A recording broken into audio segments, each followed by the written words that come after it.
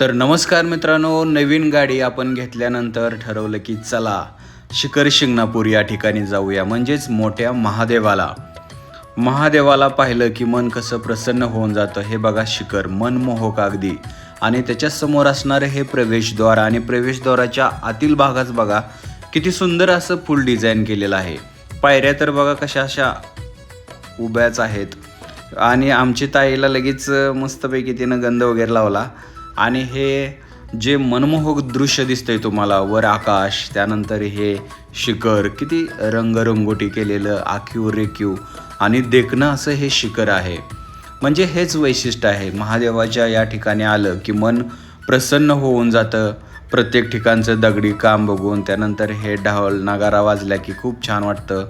दीपमाळ, हे शिखर हे पाहून मन भारावून जातं. या ठिकाणी मोठ्या प्रमाणात यात्रा देखील भरते. मोठ्या मोठ्या कावडी या ठिकाणी येतात.